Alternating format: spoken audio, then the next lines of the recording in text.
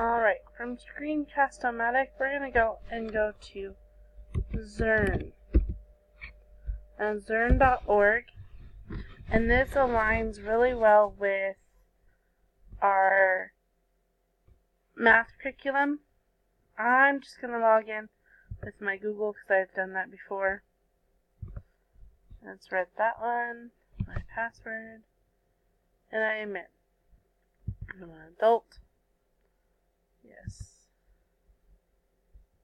Oh, it's telling me to add all my stuff in. Zip.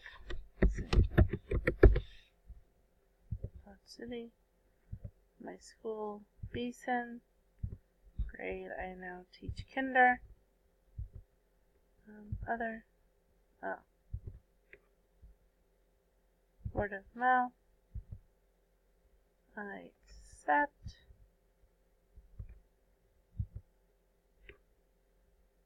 Get started. Alright, so this is where you would set up your class. And I use it more this year as helps my kids with fluency in numbers. In grades 1st through 5th, it helps them with doing videos and shows them easy lessons. And so if you have one of those kids that come in, say 2nd grade, and they have holes, then you can set them back and do map 1, lesson 1, so that they get some of those holes. And it has a video of what they did, and then they have games, and it does not allow them to move on until they send you a message. So like grade, and they have all the overviews of what goes on in these ones. And then they have the zearn math and teaching approaches, has all their background knowledge on them, where you can go through and look at them all.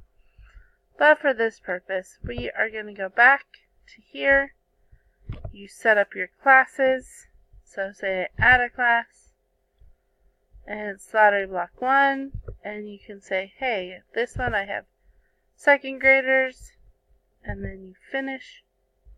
Oh, I guess I have to have a name.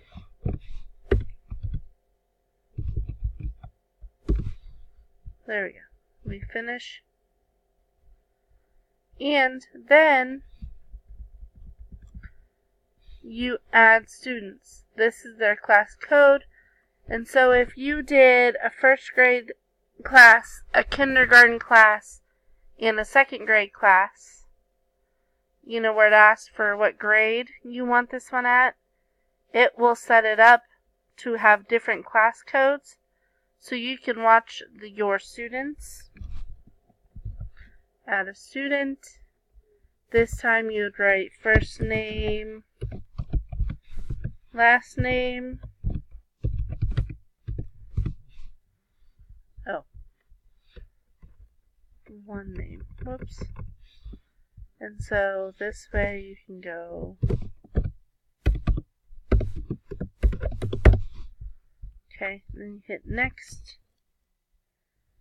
And then this way, if you don't like their username, you can try to shorten it to hopefully something a little easier.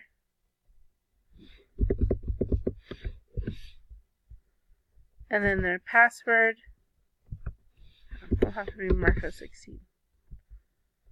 Okay, so their password you can set to something easier.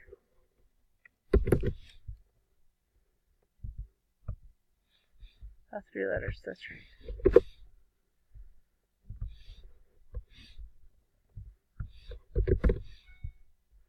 You can set them at grade 2 work, and then you scroll. Oops.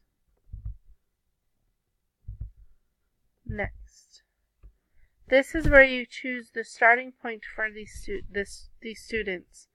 So say if they're in grade 2, you want them at grade 2, starting at mission 1, which would be our first day of learning the math that day. And you can hit the mission. So maybe they were gone, they came back, but they were gone. So you want to do mission 4, and it starts with their ones there. Or maybe you're teaching 2nd grade and you notice that they're missing holes that they should have learned in 1st grade. You can set them up with the mission 1 in 1st grade, and it will show you the progress of how they're doing.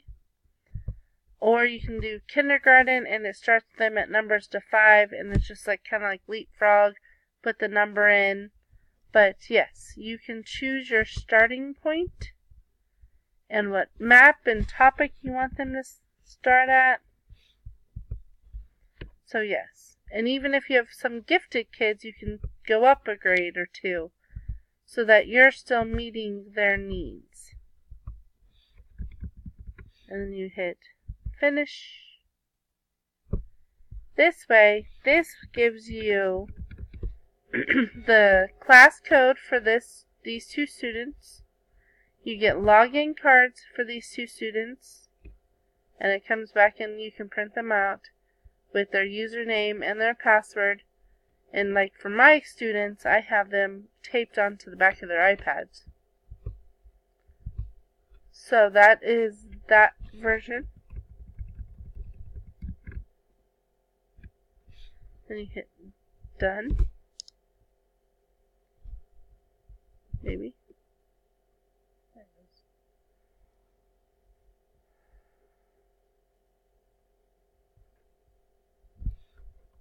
It's thinking hard.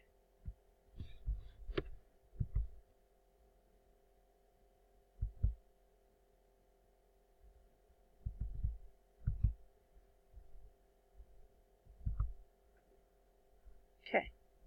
So, once you have your class set up and everything, you can hit your classes.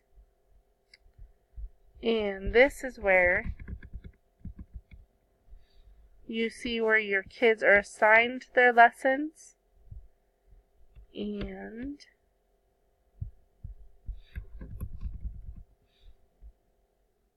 you can add another class, or you can go to grade 1 through 5 and you click here at reports. And if we had the students joined, you can have them do first, and it will show them like through the progress of their curriculum, the assigned lessons, how many badges, the bonuses.